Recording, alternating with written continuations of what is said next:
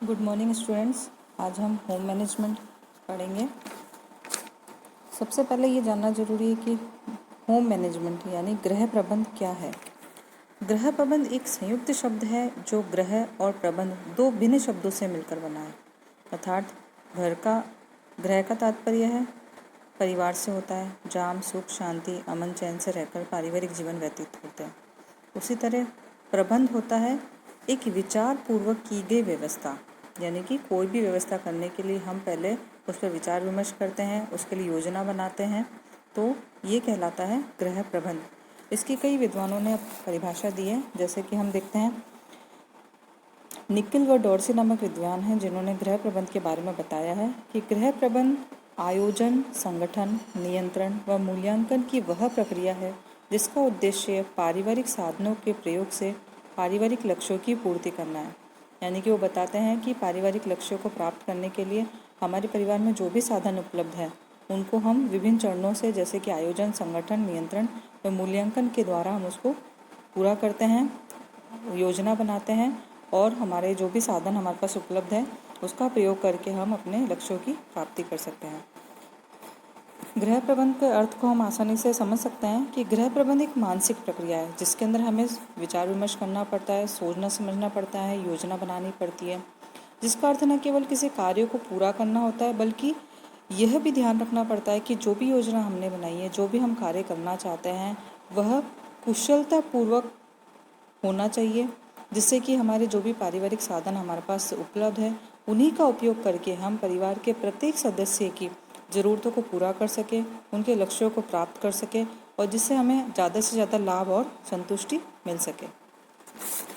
तो हमारे जीवन में गृह प्रबंध का बहुत महत्व है, क्योंकि गृह प्रबंध एक कला के साथ साथ विज्ञान भी है जो परिवार के निर्धारित लक्ष्यों की प्राप्ति के लिए परिवार के सभी सदस्यों के व्यक्तिगत एवं सामूहिक प्रयासों, नियोजन, संगठन, क्रियान्वयन, उत्प्रेरण एवं नियंत्रण से संबंध रखता है। गृह प्रबंध देखा जाए तो सर्वव्यापी है, क्योंकि ये सभी घरों के अंदर ये प्रक्रिया जो है की जाती है, क्योंकि प्रत्येक घर में प्रत्येक सदस्य के द्वारा कोई ना कोई क्रियाएं की जाती है। परिवार की उन्नति एवं विकास के लिए गृह प्रबंध का अच्छा, कुशल एवं बेहतर होना अनिवार्य है। कुशल गृह प्रबंध पर ही परिवार के सदस्य की कार्य क्षमता, उनका आचरण, उनकी कुशलता, उनका स्वास्थ्य, उनका मानसिक चिंतन निर्भर करता है। गृह प्रबंध का महत्व केवल एक व्यक्ति विशेष का ना होकर के पूरे परिवार के लिए है, क्योंकि और अगर हम बात करें तो ये केवल घर के अंदर ही नहीं बल्कि परिवार के अलावा हमारे संपूर्ण देश, हमारे विश्व के लिए भी एक जरूरी है, क्योंकि कुशल एवं अच्छा प्रबंधक परिवार के जीवन की आधारशिला है। जहाँ प्रबंध है वहाँ व्यवस्था, कुशलता, दक्षता, अनुशासन का निर्माण होता है एवं हमें जो भी कार्य हम करना चाह रहे हैं उसमें हमें सफलता मिलती है। तो गृह प्रबंध जो है परिवार की उन्नति के लिए हर दृष्टि से महत्वपूर्ण एवं उपयोगी माना गया है, क्योंकि इसमें परिवार का प्रत्येक सदस्य भाग लेता है और प्रत्येक सदस्य की आवश्यकताओं की पूर्ति के लिए हमें हमारे घर के अंदर जो भी साधन उपलब्ध हैं उनका कुशलतापूर्वक उपयोग किया जाना चाहिए। तो प्रत्येक घर के लिए एक अच्छे प्रबंध का होना बहुत ही महत्वपूर्ण स्थान रखता है।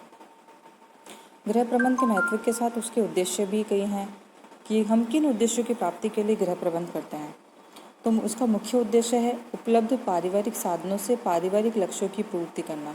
ये चीज़ बार बार रिपीट हो रही है कि हमारे परिवार के अंदर जो भी साधन उपलब्ध हैं उन्हीं का उपयोग करके हमें अपने पारिवारिक लक्ष्यों की पूर्ति करनी होती है। तो अगर हम इसे स्टेप वाइज देखें तो इसका प्रथम उद्देश्य माना गया है कि परिवार के सभी सदस्यों की आवश्यकताओं की पूर्ति करना। अब क्योंकि परिवार के अंदर बहुत से सदस्य रहते हैं तो हम परिवार के लिए सभी सदस्य इम्पोर्टेंट है। ऐसा नहीं कि हम एक का ध्यान रखें दूसरे का ना रखें, तो प्रत्येक सदस्य की आवश्यकताओं की पूर्ति होना अनिवार्य है। तो ये महत्वपूर्ण एवं प्रथम उद्देश्य माना गया है, क्योंकि जैसे कि हमारी मूलभूत आवश्यकता है रोटी, कपड़ा और मकान, ये आवश्यकताएं जो है इसकी पूर्ति हमें हर हाल में की जानी चाहिए। इसके साथ ही वह आरामदायक भी होनी चाहिए, कार्य क्षमता में वृद्धि करने वाली भी होनी चाहिए और उससे परिवार के प्रत्येक सदस्य को मानसिक संतुष्टि भी मिलनी चाहिए। सेकंड है सीमित आय से अधिकतम आवश्यकताओं की पूर्ति करना। गृह प्रबंध का दूसरा परंतु अत्यंत महत्वपूर्ण उद्देश्य है सीमित साधनों में ज़्यादा से ज़्यादा आवश्यकताओं को संतुष्ट किया जाना। अब परिवार में बहुत से सदस्य हैं, छोटे भी हैं, बड़े भी हैं, बुजुर्ग भी हैं, बच्चे भी हैं, लेकिन अब हमारा उद्देश्य यह है कि हमें एक तो पहले प्रत्येक परिवार। थर्ड पॉइंट है गृह कार्य को कुशलतापूर्वक संपन्न करना।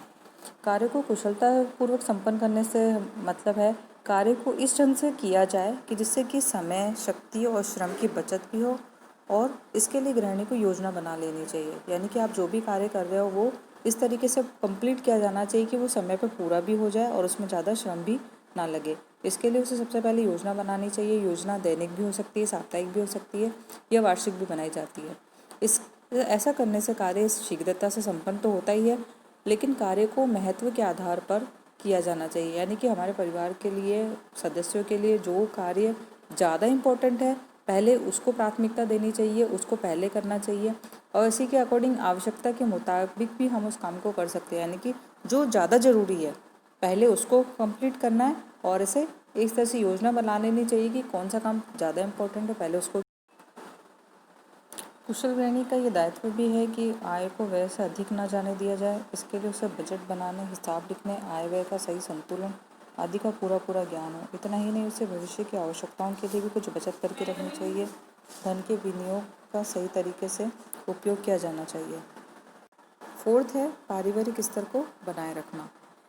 पारिवारिक स्तर को बनाए रखना ये भी एक इम्पोर्टेंट उद्देश्य है। यदि संभव हो तो परिवार के स्तर को और भी ऊंचा उठाएं, जिससे कि परिवार के सदस्यों की ज्ञान, कुशलता, धार्मिक प्रवृत्तियाँ आदि में वृद्धि हो।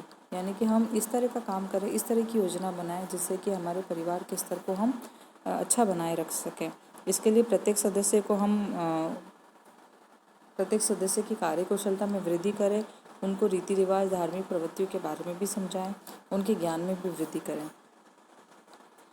फिफ्थ पॉइंट है पारिवारिक वातावरण को स्वच्छ बनाए रखना। गृह प्रबंधन का मुख्य उद्देश्य संपादित कार्यों का मूल्यांकन करना तथा पारिवारिक लक्ष्य प्राप्त करना है।